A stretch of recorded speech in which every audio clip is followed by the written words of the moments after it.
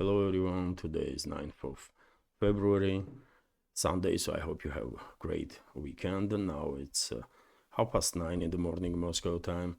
I'm Levan Gudadze and this is my first update for a day in which I'll share all the main news that are making headlines in Russian media outlets and Russian language pages on different internet platforms. I have picked quite a number of news about some important developments. Although before I start the update itself, let me give you a few announcements, which is that, as I already said in previous update, today I would not be able to have a live stream or community chat for some objective reasons, and for very same reasons I would not be able to make updates tomorrow and potentially day after too. So most likely I will come back on Wednesday with their new updates, and I will explain then what was the reason of this short pause. That's been said, let's go through some news now. And first of all, sort of breaking news for this morning, which is that according to media reports, Trump stated that he had a conversation with Putin, phone conversation, obviously. So let's go through this news here. US President Donald Trump has claimed to have discussed the Ukraine conflict with his Russian counterpart, Vladimir Putin, on the phone, according to New York Post. The Kremlin has yet to comment on the claim. The US President, who has repeatedly vowed to swiftly end the Ukraine conflict, made remarks in an interview with the paper aboard of Air Force One on Friday, which was only published the next day. New York Post, however, has not provided any quotes from the alleged phone call in its interview with Trump. When asked how many times he had been in contact with Putin, he noted, "I'd better not to say." The US president told the paper that he believed his counterpart wanted the cessation of hostilities, and then quote from Trump, he wants to see people stop dying, Trump said. All those dead people, young, beautiful people, they are like your kids, 2 million of them, and for no reason. It is unclear from what data Trump derived the exact figure and what time frame he was referring to. And by the way, this is not really surprising. We already know that Trump can pull off some numbers, make some statements that may not make no sense. That's I guess style of his that world gonna put up with for next 4 or whatever years, right? He's quite capable of saying some stuff that has no meaning really. And I'm not quite sure he really had a phone conversation with the Russian president. Let's wait and see if press spokesman of the Putin, Dmitry Peskov, will confirm this information today. Most likely he will be asked to comment on it. So we will find out. So it is interesting news, especially if a conversation between two leaders really took place. Although I wonder what they were discussing, because from what we learn for now, based on information, mainly in the Western media, when it comes to Trump's team's approaches to resolve this crisis, none of the ideas that were circulating is actually workable. All of them are non-starters. Freezing of the conflict, non-starter. Moscow was very clear on that. Deployment of NATO troops disguised as a sort of peacekeepers is also non-starter, and Moscow was clear on that also. And delaying Ukraine's accession to NATO for 15, 20 or whatever years is also unacceptable for Moscow. So therefore, I don't really understand what kind of meaningful conversation two presidents could have at this particular point. But yet again, let's wait and see if press spokesman of the Russian president will confirm it all, that phone conversation had happened. Let's go through some other news now. And Trump also stated, US president also stated, that he will probably meet with Zelensky next week, according to information that is available at this point. Vice President of US, J.D. Vance, probably will meet with Zelensky next week in Germany, on the sidelines of Munich Security Conference. Reports are that official representative of Trump, or special envoy of Trump in Ukraine and Russia, Kat Kellogg, will present at least some ideas that Trump's team has in regards to cessation of hostilities in Ukraine during that conference. We will find out. And I guess once Zelensky will meet with the J.D. Vance, he will flew from Germany to US and then met with Trump. Although, yet again, maybe Zelensky will only have a conversation with the J.D. Vance and not to Trump. Hard to tell. Meanwhile, dear friends, of course, all of you, or many of you, for sure, informed that Russian armed forces finally liberated Dzerzhinsk, or Toretsk, as it also known, major stronghold of Kyiv regime in a DPR.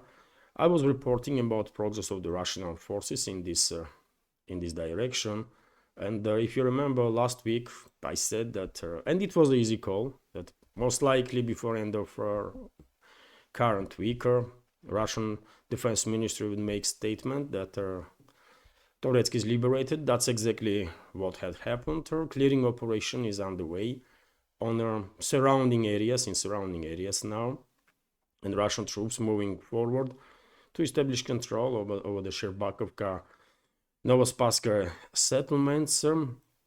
Russian aviation is actively supporting, obviously, ground troops, and unfortunately yesterday there was accident. Unfortunately, Kyiv regime's militants managed to shut down Russian Su-25 ground attack plane. Pilot managed to eject and he was evacuated by Russian forces. But, well, this is a high-intensity conflict, isn't it? And therefore, obviously, such setbacks might occur time to time. Unfortunate that Russian Su-25 was intercepted. Not far away from Toretsk, by the way, that happened. But still, main point is that pilot survived.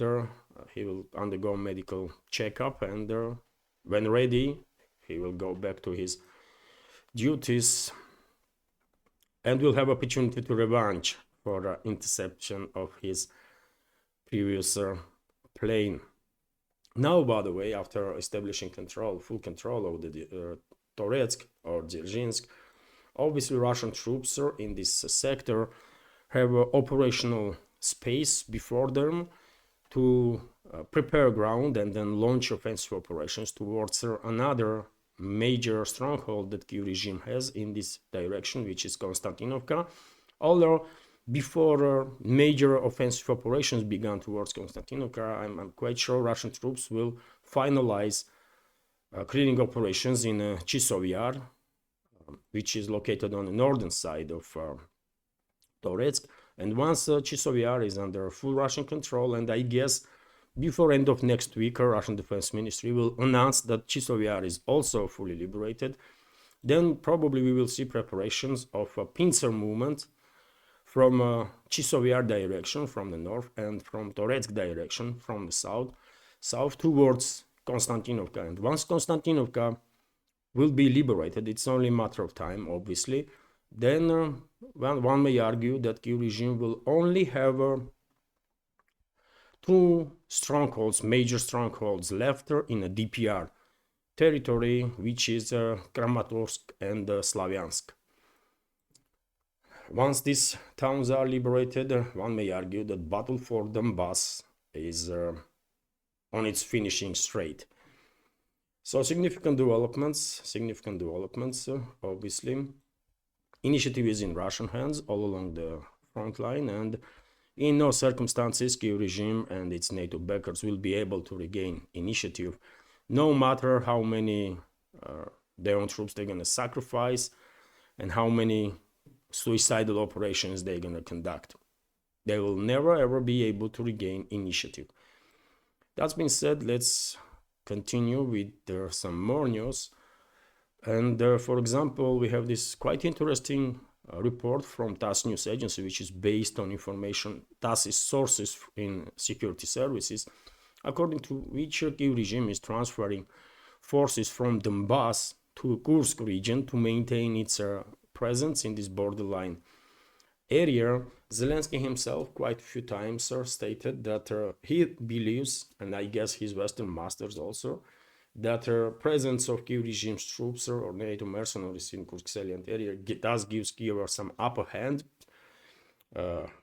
in potential future negotiations to have some leverage. They are mistaken big time, by the way. Some rumors are circulating that Zelensky's regime wants to exchange this Kursk borderline area for Zaporozhye nuclear power plant or for some other territories that Russian troops already liberated. This is total nonsense, right? This is total nonsense. Russian troops are actually allowing Kyiv regime to maintain its presence in the Kursk salient area, and for a good reason.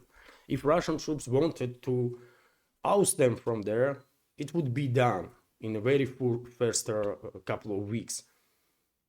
But for, I believe, reasonable reasons, strategical reasons, Russian troops are not in a hurry to force out this invading force from Kursk salient area because, as I said quite a few times before, by the way, first of all, Russian forces decimated most battle-capable brigades of Kyiv regime that were previously stationed on a border with Belarus, right?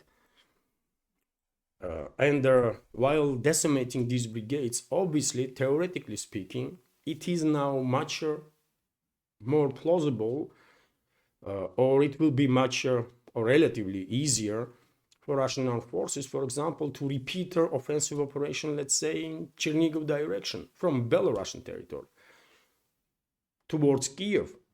Because, as I already said, most capable brigades that were previously stationed on the Belarusian border were then used for this Kursk invasion and were decimated. Only remnants of those initial brigades are still existing, right? According to Defense Ministry, the Kyiv regime lost more than 57,000 troops in the Kursk salient area alone since the beginning of invasion, thousands and thousands of pieces of military equipment, primarily Western military equipment.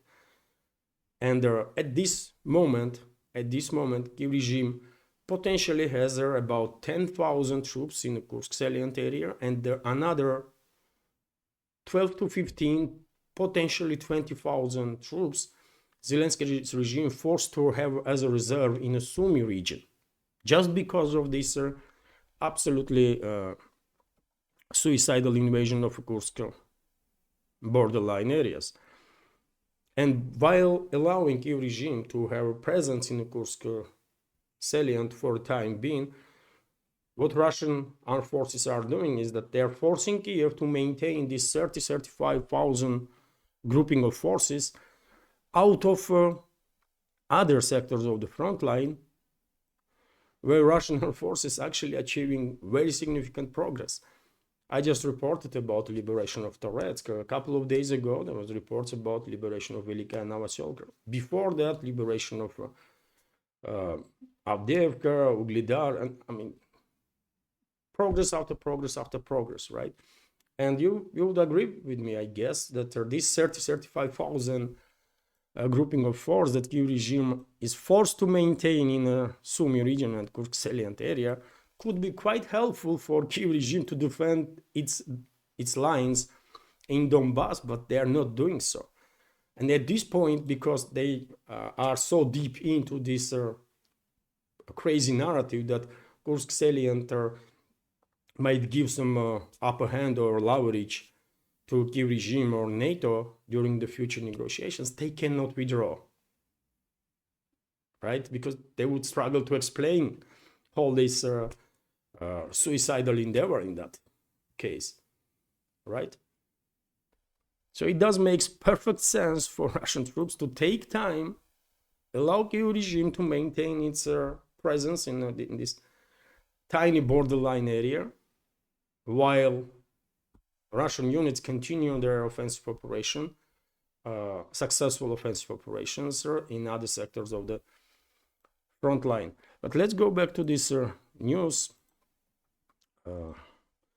So according to Russian security services, Kyiv regime is transferring now more and more battle-capable units from Donbass towards Kursk salient, because they are struggling. Every day losses of Kyiv regime in Kursk salient area is at least several hundred troops, right?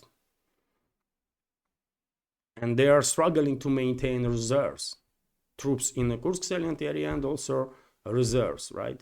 So they have no option but to remove troops from other sectors and send them to Sumy region, to Kursk salient. And it will make, obviously, it will have some impact, obviously, on battles in the Donbass. Russian troops will face lesser resistance. So Ukrainian army has deployed some of its forces from Krasnoarmeysk, known as Pokrovsk, in Ukraine, Dobropolye and Slavyansk areas to Kursk direction, security agencies told us. The enemy has redeployed some of its forces to Kursk section of the front line from the areas of Krasnoarmeysk or Pokrovsk, Slavyansk and Dobropolye. The agency sources said, according to security services, the Ukrainian army is trying to select units with their highest combat readiness, leaving recently mobilized and penalized soldiers in Donbass. So, this information clearly confirms how deeply delusional Zelensky and his Western backers are. They really themselves start believing in this false narrative that they created, that temporary occupation of this tiny borderline area in the Kursk region gives them any upper hand in anything at all. I mean, they are just too stupid, but let's put it as it is, right? Let's continue. RT, meanwhile, is reporting that, out of desperation, Kyiv regime now is almost openly calling for a direct war between Russia and the US, Russia and NATO, or at least no longer hiding that they would like to see Russia-US war. US-Russia war would be advantageous to Ukraine, according to Vladimir Zelensky's top aide Mikhail Podolyak. In an interview with the local media on Wednesday, published by RBK Ukraine, he discussed the possibility of a US troop deployment in the country under President Donald Trump. When asked about the likelihood of US troops coming to Ukraine, Podolyak expressed skepticism but said that pressuring Russian President Vladimir Putin does not necessarily require pushing for a direct confrontation between the US and Russia. However, such a conflict would clearly or certainly be good for us. He means the Kyiv regime. And this is extremely dangerous, isn't it? These people, Zelensky, his criminal associates, see only way to survive is to provoke war between NATO and Russia, between US and Russia, and they will try. They will most likely try to come up with some provocations on such a scale that might put this world on edge, really, because if these criminals are capable of anything. These criminals are capable of anything, and there is certainly risks that they might actually provoke a war between Russia and NATO. So therefore, it is absolutely necessary to make sure that this Kyiv regime no longer exists and this is neutralized. Russia has to go all the way, by the way, all the way. There should be no more Kyiv regime. These criminals should be neutralized 100%. 100%. You can never ever allow these mass murderers to escape. Not just to maintain power, but to even escape, because they have to pay for all the crimes that they committed against Russia and against Ukraine itself, while sacrificing residents of this former Soviet Republic for their own mercantile interests and for geopolitical agenda of the West. So all sides, by the way, Washington, Moscow, London, Brussels, all sides should keep in mind that Zelensky and his criminal associates see direct war between NATO and Russia as a opportunity for themselves to survive. And they will conduct provocations, as they already did a couple of times. Remember when a missile fell into Poland? It was 2023, late 2023 or early 2024, but whatever the case, anyways, there was an instance when missile fell in Poland, and Zelensky straight away, almost in a minute, by the way, stated that that was Russia's direct attack on NATO and NATO should respond. He was calling basically for direct war between NATO and Russia. And later, Polish investigators find out that this was a Ukrainian missile. So they are capable of anything, by the way, and therefore all sides should be very careful, and hopefully Russia will be able to neutralize these criminals in short, hopefully in 2025. Let's continue, and meanwhile, some madness is gaining momentum in Europe in regards to not just in regards to all this Russophobia and anti-Russian hysteria, but also in regards to Greenland, by the way. And for example, German Chancellor Olaf Scholz stated that NATO troops should be deployed in Greenland because of the threats from Russia. This is not a joke, by the way. Yes, he couldn't say anything about US, right? That actually threatens Greenland to occupy it. He said nothing about US. He said that, well, NATO gonna intensify its presence, military presence in Greenland, including, as you know, earlier, some high-ranking officials in Germany stated that German troops might be deployed also to Greenland. The French leadership said the same.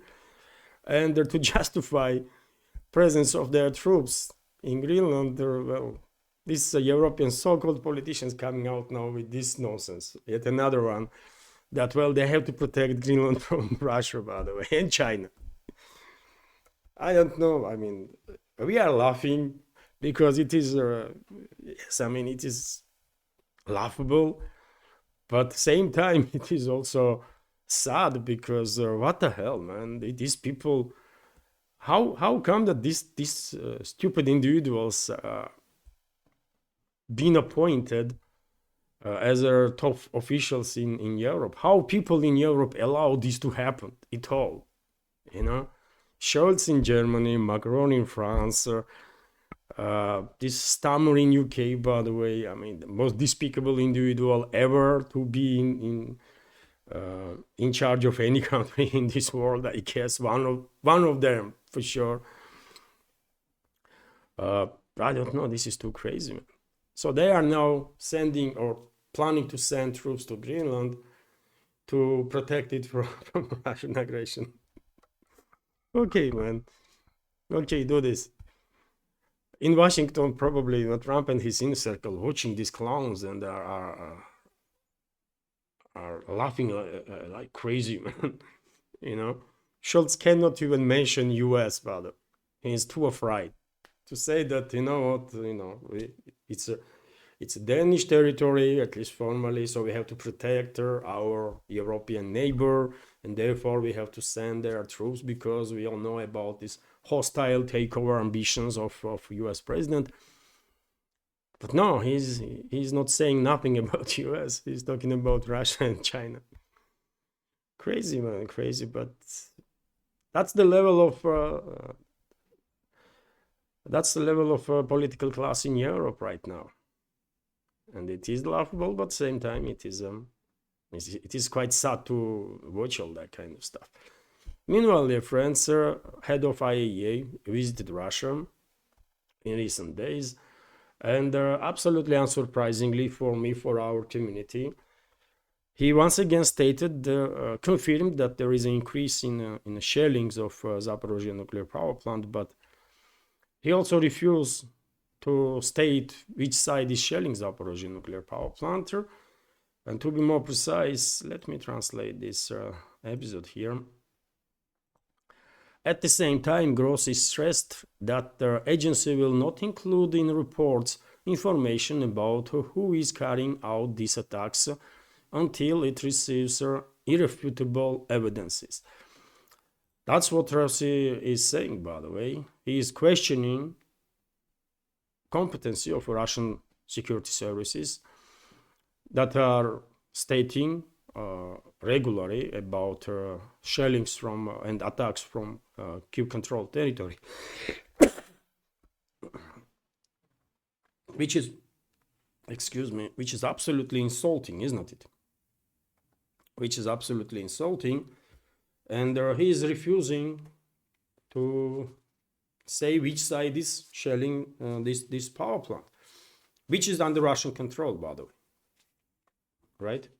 Which is under Russian control. So you don't have to be genius to realize that Russia would not shell its own self, right?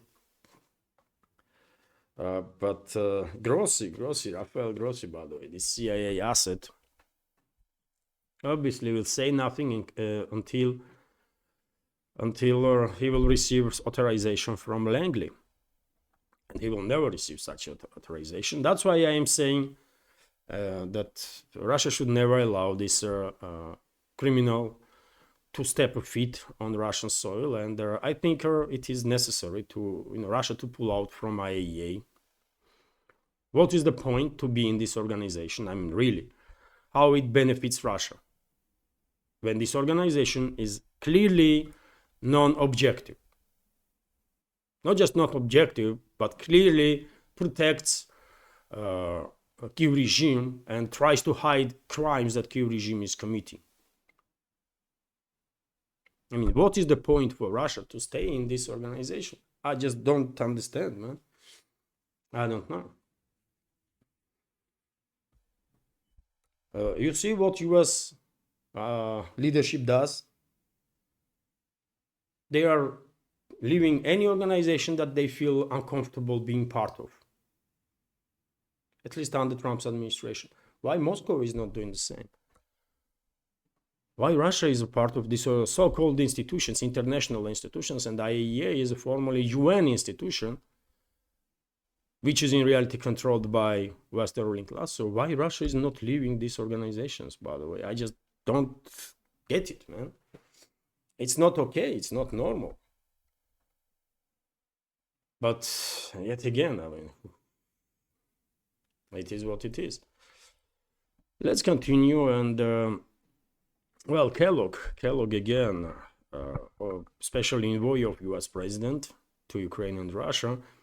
As I said, the rumors are that next week in Munich, he will present at least some ideas from his and Trump's peace plan, if they have any peace plan at all, during that Munich peace conference. But meanwhile, he's giving interviews left and right, and every time he opens his mouth, he's saying some crap, by the way. Every time he opens his mouth, he's demonstrating how ill-informed he is, or if not, if he knows that he is lying, then that's intentional misinformation of public, right?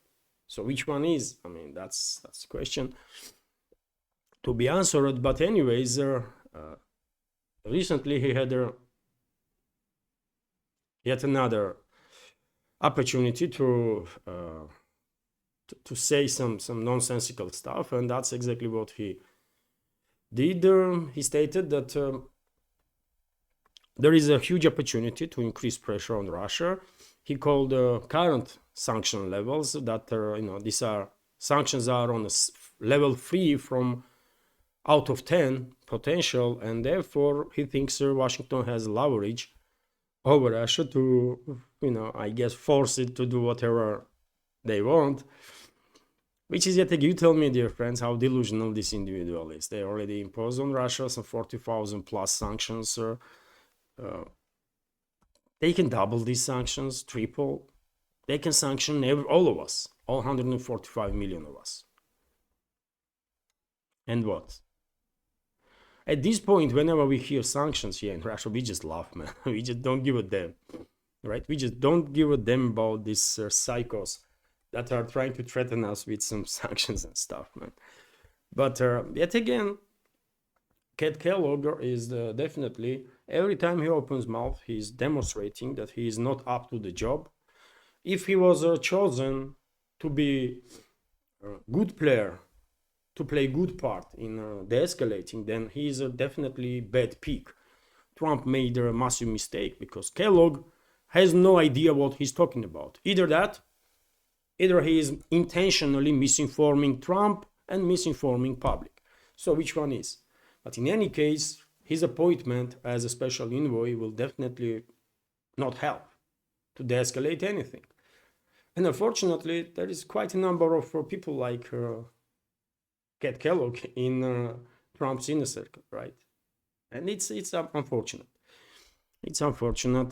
Trump, during his first presidential campaign, made some massive mistakes when it comes to picking his inner circle. Let's remember John Bolton, by the way. John Bolton was Trump's pick, isn't it? And many others. And now Trump is doing the same. He is picking some people that are definitely not gonna be helpful in any way, shape, or form. But it would be good if someone would challenge Kellogg and say, I mean, if you think it's a 3 out of 10 now, these 40,000 plus sanctions, then what you can do in addition? I mean, what you can do in addition? Just ask him, and you will see no answer. Just some abstract statements that we will sanction this sector and that sector. You already did. And what? Anyways, dear friends, before I continue, let me notice that this small media project is completely subscriber funded, and if you like my work, if you want to support this project, you can do it through several means: PayPal, Boosty, cryptocurrency. You can subscribe to my Patreon page or page on Boosty. All the links are on this video description box and in the pinned comment. Let's continue with some more news now, and that is reporting that White House backs more arms sales to Israel. Also, unsurprisingly, U.S. Department of Defense announced on Friday that the State Department has approved military sales to Israel totaling more than $7 billion and would be providing thousands of bombs and missiles. It came aimed at fragile ceasefire agreement between West Jerusalem and Hamas. More weapons for Israel. Trump already demonstrated that he is all about make Israel great again, whatever that means. There are constant talks in Israel, or in regards to Israel, about some greater Israel, right? Which includes almost entire Middle East in it. And seems like Trump is all about that. He already demonstrated. So therefore, no surprises if Israel asks, whatever Israel will ask, it will receive. Netanyahu may demand a couple of aircraft carriers from US, and Trump will say, okay, take it. But the question is what Israel will do with these aircraft carriers. I mean, it's not enough to have it, you have to operate with it, right? And I don't think Israel has knowledge of that. But whatever Israel really can use, they will receive from US. No questions. which is unfortunate, by the way. Instead of attempts in this world from world community to actually acknowledge what is the issue when it comes to Middle East and to start to resolve this issue. And I can tell you what is that, by the way. The issue is Israel itself, fascist state, as it is right now, fascist apartheid state. And unfortunately, public figures are even, vast majority of them even afraid to acknowledge this objective reality that Israel is a Nazi fascist apartheid state that treats human beings as second or third or fourth class of citizens, or not even humans at all. And this is factual. This is not exaggerating or anything. So if that is the issue, then what is necessary to happen? What world community did to Nazi Germany? Do we remember? Yes. Nazi Germany was demilitarized and denazified. And denazifying means millions of Germans, by the way. Ask German people, especially elderly ones. Millions of Germans were participating in all sorts of programs to realize what kind of horrors Nazi Germany was doing, so that they will feel the pain. They will understand that they were evil force while killing tens of millions of people for no reason at all, just because they could.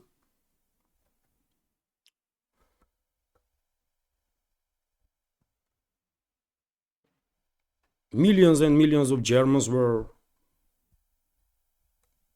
not just undergoing some, not just part of some educational programs, but they were also on regular basis visiting concentration camps to see and visualize all the horrors that Nazi Germany was committing. There were many other programs, by the way. Denazification is a time-consuming but absolutely necessary process that has to be done in Germany, because people were too indoctrinated in all this Nazi fascist ideology. And I believe it is necessary to demilitarize and denazify Israel, modern day fascist apartheid state. And Israeli citizens have to undergo some educational programs to realize and feel it little bit, at least, what kind of horrors they force other people to go through. That's a solution. If you really want peace in the Middle East, denazify and demilitarize this fascist apartheid state. That's the way to go forward. It's clear that has to be done. But unfortunately, humanity is so coward, world community is so coward, that they cannot say it openly. Many people understand that this is the way to go, but they are just too afraid to say so. That's what it is, man. And as ordinary people, we can talk about any topic forever, but our voice, unfortunately, influences nothing. This is also true. So instead of demilitarization or the denazification of Israel, well, they are receiving more and more weapons, by the way. More and more weapons to kill even more civilians, to commit even more horror, tremendous crimes against humanity. Meanwhile, Hamas, organization that only exists because of their Israeli atrocities. Otherwise, I'm quite sure Hamas will have no backing of their Palestinian people in the Gaza Strip or anywhere.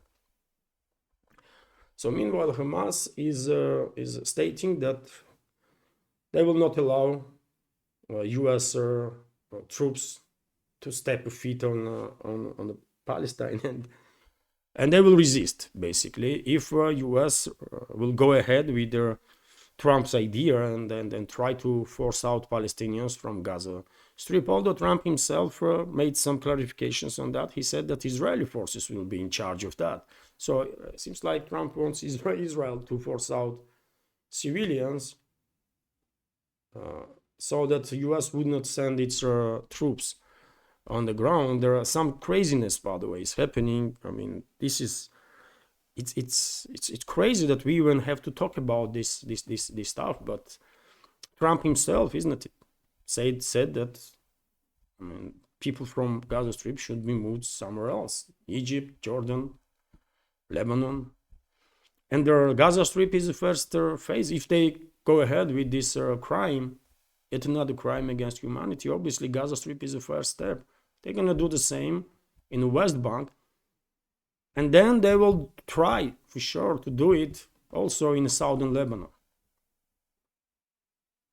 Or who knows, maybe these crazies that are in charge of Israel and all these psycho-Zionists, or maybe they think entire Lebanon should be part of Greater Israel, or whatever crazy ideas they have. Who knows? But this is statements from Hamas that U.S. militaries are not welcomed in Gaza. Meanwhile, dear friends, a pro-Palestine British journalist was detained in Austria. So independent British journalist Richard Mathers, I'm quite sure majority of our community are familiar with Richard Mathers and his great work. If by chance you don't know, dear friends, about him, his channels, under this video, I'm sure under this video in description box on YouTube, I have in recommendation list, I have a link to Mathers' channel also on YouTube. And so yes, he was harassed by police in Europe. So independent British journalist Richard Mathers, known for his pro-Palestinian stance, I will say pro-humanist stance. If you are for, humans, in support of humans having basic rights, you are humanist, right? It's not about pro-Palestinian or pro-Israeli. You just are a good human being. And you want rights of the people to be protected, not just in Palestine, but everywhere in this world. Everywhere. But anyways, independent British journalist Richard Mathers, known for his pro-Palestine stance, has said he was briefly detained by Austrian authorities on suspicion of belonging to a terrorist organization. He was similarly approached by UK police in August. The Austrian-based Mathers posted a video on his X account on Friday claiming he had been lured into a trap when the local authorities summoned him for an interview last week. On arrival, officials informed him that they were considering revoking his residency because of his reporting on Gaza and Lebanon. The British national was ambushed by a group of agents of this Gestapo, Austrian Gestapo, who said they were Austrian equivalent of MI5 or the FBI. Gestapo, by the way, that's what it is, the Nazis, criminals. Mathers claimed he was subsequently detained and served as a search warrant, with officials saying he was suspected of being a member of Hamas, as well as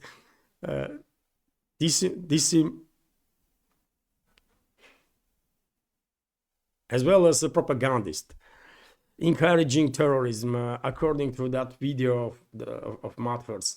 The authorities allegedly searched his apartment and the studio, impounding all his electronic devices. I was detained this week by an Austrian police and intelligence services. They raided my house, office, and took all my devices. They are accusing me of being a member of Hamas and threatened with 10 years in a prison. Journalism is not a crime. He wrote on Twitter on his Twitter X page.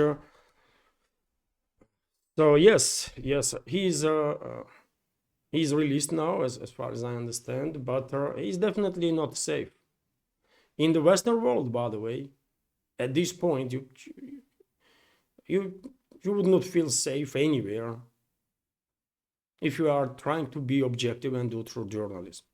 In the Western world, by the way, you're not gonna be safe. I mean, it is what it is.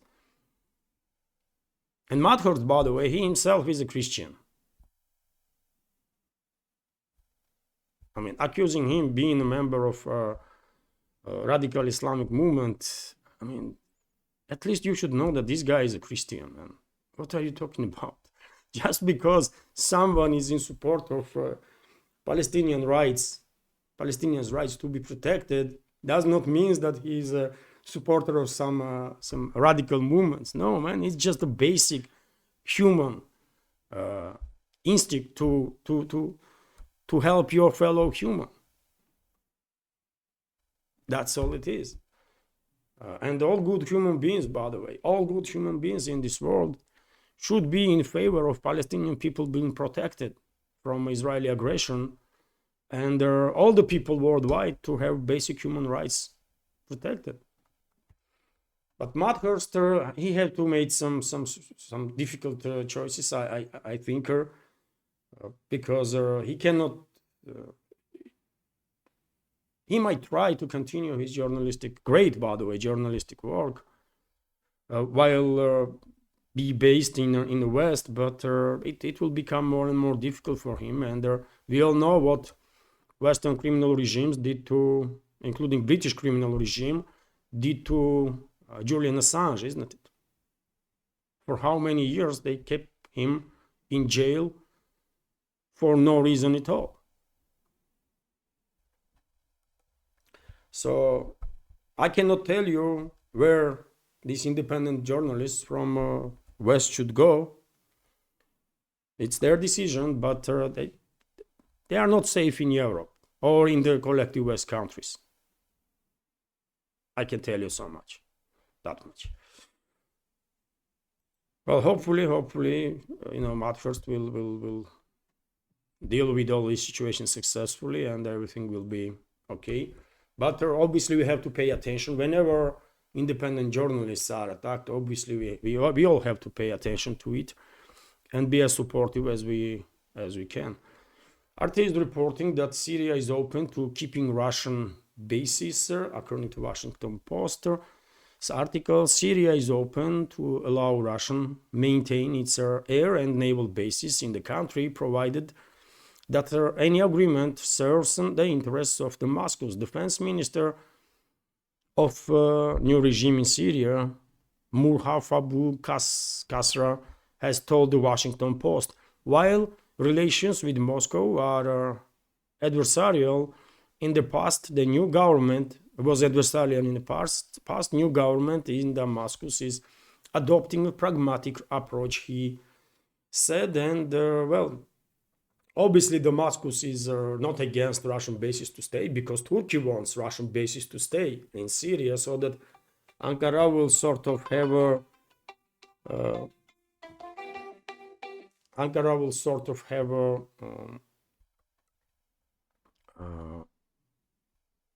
leverage over Moscow.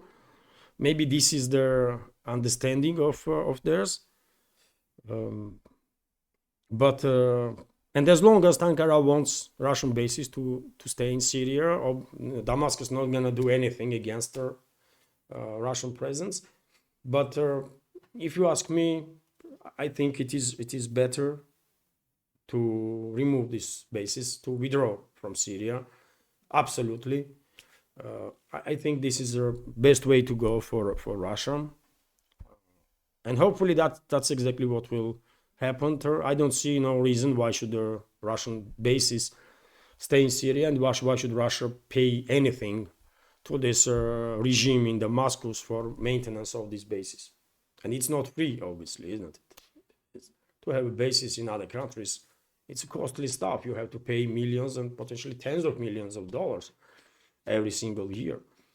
And why this money should be spent on that, I don't get it. Russia don't need this basis all around the world, especially in Syria, by the way. So just withdraw. But obviously Moscow is not asking me opinion, so therefore let's see what will happen. Meanwhile, Elon Musk, by the way, makes headlines once again with his statements, and this time he said that we'll lose the next war very badly. US will lose the next war very badly. The US risks major defeat in the country's next war unless it urgently reforms its outdated weapons programs. Elon Musk has warned in a stark assessment of the nation's defense capabilities.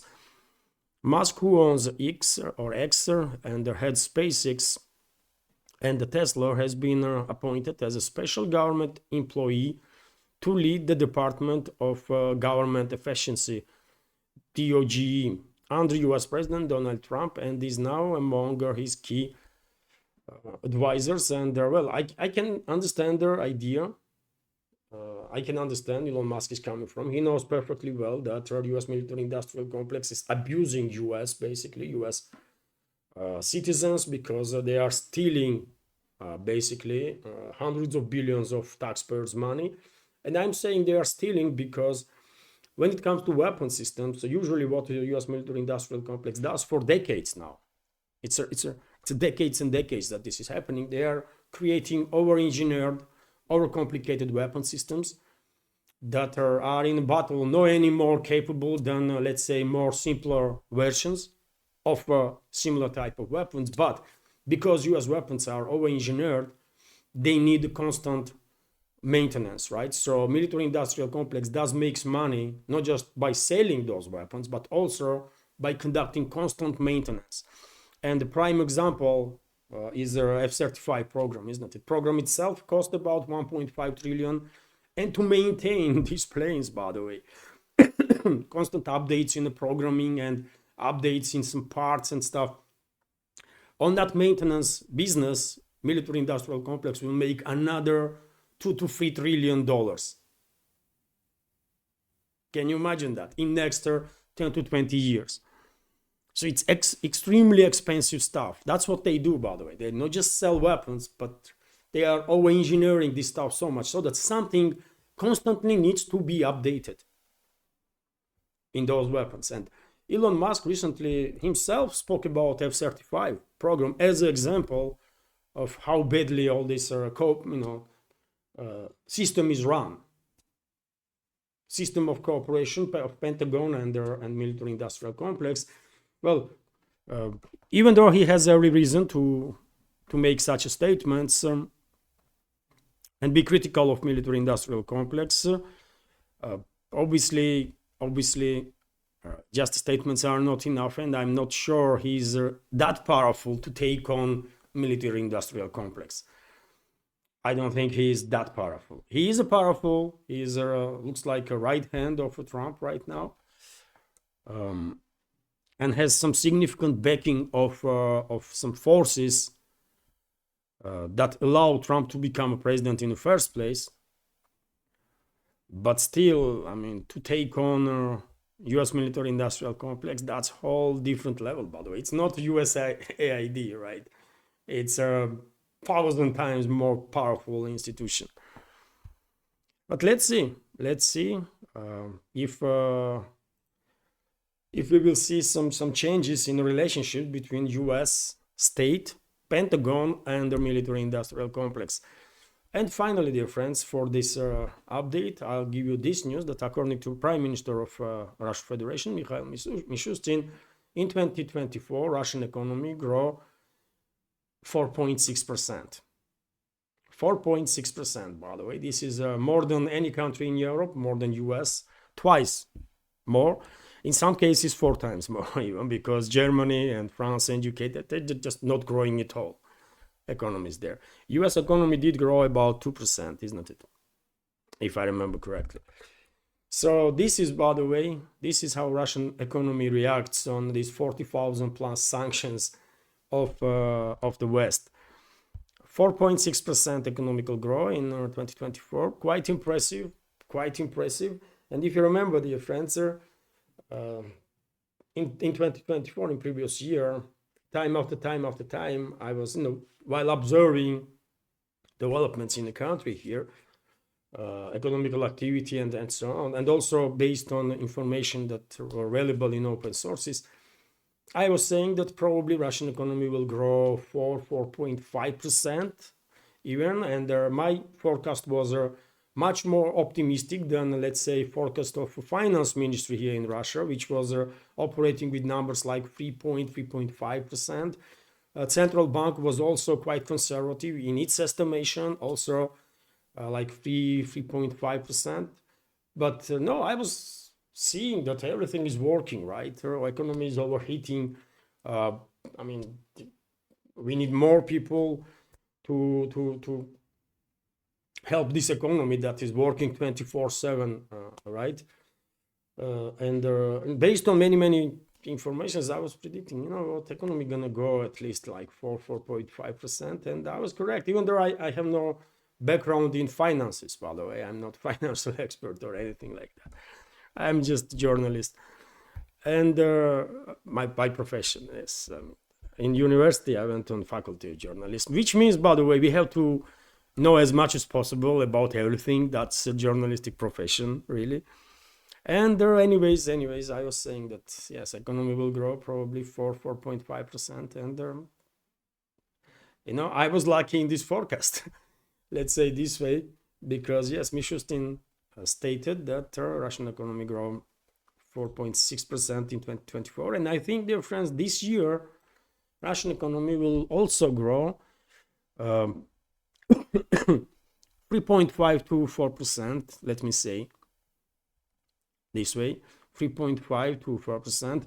Overall economic situation in the world is declining. There is a progress.